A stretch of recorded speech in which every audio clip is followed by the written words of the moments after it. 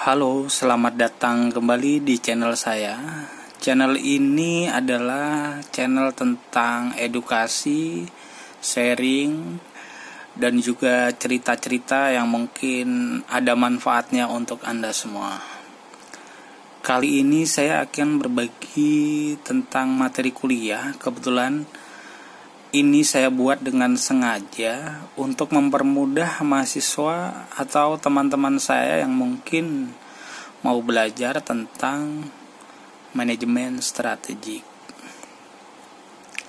Mungkin tidak terlalu dalam, karena kalau mau belajar lebih dalam cukup di kelas saja. Ini hanya secara garis besar saja. Apa itu manajemen strategik? Orang manajemen pasti sudah paham tentang definisi manajemen itu seperti apa.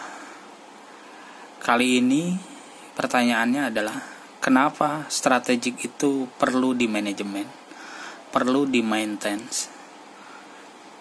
Jadi kali ini saya ingin menyampaikan ruang lingkup dari manajemen strategik itu apa saja. Yang pertama mungkin adalah pengertian atau definisi manajemen strategik, kemudian proses manajemen strategik.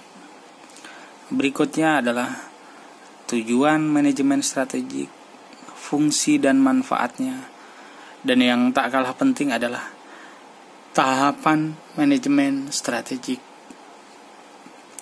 Untuk pengertian proses, tujuan, fungsi, dan manfaat itu mungkin sebatas teori. Jadi Anda sebagai mahasiswa atau siapapun itu yang mau belajar tentang manajemen strategik, tinggal baca buku, cari referensi yang sesuai, bisa Anda pelajari. Kali ini saya hanya berbagi tentang tahapan manajemen strategik. Tapi sebelum itu, mungkin pertanyaannya adalah, apa perbedaan strategik dengan taktik? Kalau kita misalnya bermain bola, contohnya nih, mungkin strategi kita adalah menyerang atau bertahan.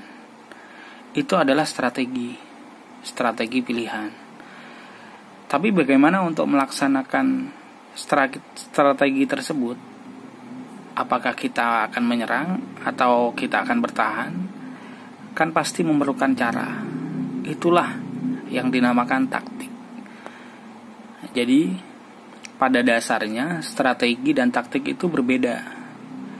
Strategi itu sebenarnya apa yang harus kita kerjakan, sedangkan taktik adalah bagaimana kita harus mengerjakannya.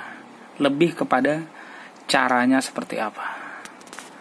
Untuk lebih jelasnya, mungkin untuk mahasiswa saya bisa pelajari di setiap slide yang sudah saya berikan. Jadi sekali lagi, channel ini hanya untuk membahas agar mempermudah Anda memahami apa yang sudah saya sampaikan di kelas. Oke, saya akan langsung ke tahapan manajemen strategik.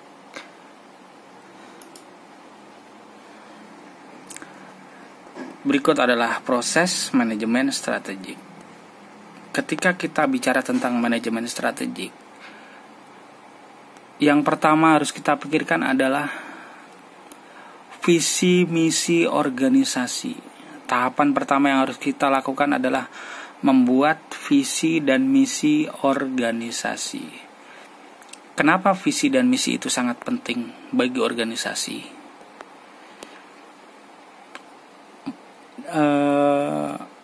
Nanti di bagian pertama dari materi kuliah akan saya sampaikan, akan kita bahas tentang visi dan misi lebih detail. Tapi mungkin kali ini saya mungkin bisa saya sampaikan bahwa visi dan misi organisasi itu dibuat tidak lebih adalah sebagai bahan kontrol diri, evaluasi.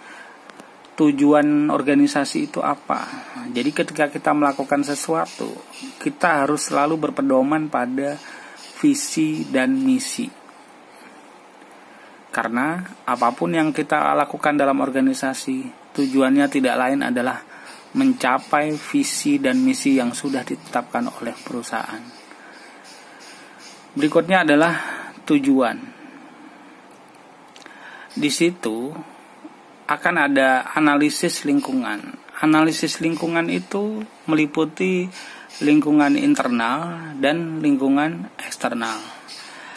Lingkungan internal itu terdiri dari kekuatan dan kelemahan perusahaan, sedangkan analisis eksternalnya adalah terdiri dari peluang dan ancaman. Atau mungkin jika Anda sudah pernah belajar tentang analisis SWOT, itu analisis lingkungan adalah bagian dari analisis SWOT. Setelah kita mengetahui analisis lingkungannya, barulah kita menyusun formulasi strategi apa yang harus kita lakukan. Setelah formulasi strategi itu keluar, maka implementasi yang harus kita lakukan. Setelah kita lakukan implementasi atau pelaksanaannya, maka akan ada evaluasi. Dalam evaluasi tersebut, jika ternyata strategi yang kita susun ternyata tidak berjalan, atau misi yang sudah kita laksanakan tidak berjalan, visi perusahaan itu bisa berubah. Tapi ingat satu hal, bahwa visi itu selalu bertujuan jangka panjang. Orientasinya adalah jangka panjang. Jadi kalau misalnya dalam setahun misi itu tidak berhasil, saya rasa masih bisa diteruskan lagi sampai mungkin 2 atau 3 tahun. Ternyata jika tidak berjalan, baru visi itu bisa berubah. Jadi visi itu tidak mutlak ya. Apalagi jika perusahaan itu berganti kepemilikan. Karena pada dasarnya visi itu isinya adalah ideologi inti dari perusahaan itu, menunjukkan karakter perusahaan itu. Siapa pemiliknya, maka kemungkinan visinya akan berubah sesuai dengan apa yang diinginkan pemilik. Tadi saya bilang bahwa untuk materi kedua nanti kita akan belajar tentang visi dan misi secara lebih lengkap. Jadi itu adalah tahapan manajemen strategik. Dan alat analisis strategik itu banyak caranya. Salah satunya adalah analisis SWOT. Jadi proses manajemen strategik ini kita akan bahas tentang analisis SWOT. Selain SWOT apalagi? Ada lagi analisis BSC, Balance Scorecard, analisis BCG, analisis Blue Ocean, dan lain banyak lagi. Tapi untuk kali ini kita akan belajar analisis SWOT. Jadi itu adalah tahapan manajemen strategik dengan menggunakan analisis SWOT. Yang pertama menentukan visi misi, tujuan, kemudian analisis lingkungan, terdiri dari analisis lingkungan internal dan eksternal, kemudian menyusun formulasi strategi, kemudian implementasinya seperti apa, dan yang terakhir evaluasi. Jika ternyata ada perbaikan, ya harus diperbaiki. Kalau memang terpaksa, bisa jadi visi itu harus dirubah jika ternyata misi yang dijalankan tidak berjalan. Oke, mungkin hanya sebatas ini untuk pengantar manajemen strategik. Tapi perlu Anda ketahui, jadi definisi tentang manajemen strategik itu banyak sekali teori, tapi mungkin saya akan mengambil kesimpulan bahwa manajemen strategik itu adalah tidak lebih dari sekedar tindakan atau kebijakan organisasi dengan memanfaatkan sumber-sumber daya organisasi yang ada, yang terdiri dari analisis lingkungan internal dan eksternal untuk mencapai tujuan organisasi. Dan sudah pasti tujuannya adalah tujuan jangka panjang. Oke, mudah-mudahan ini sedikit bermanfaat. Kurang lebihnya mohon maaf, karena ilmu itu sifatnya tidak mutlak. Jadi apapun nanti kalau misalnya ada teori baru, pendapat lain, itu bisa diterima. Selama itu masih bisa diterima, ya teori itu bisa berubah. Mungkin hanya ini pengantar saja. Untuk selanjutnya di materi berikutnya kita akan bahas tentang visi dan misi organisasi.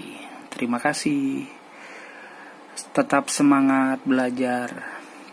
Ingat satu hal, bahwa Anda tidak akan pernah terlalu tua untuk mau belajar dan terlalu muda untuk tahu terlalu banyak.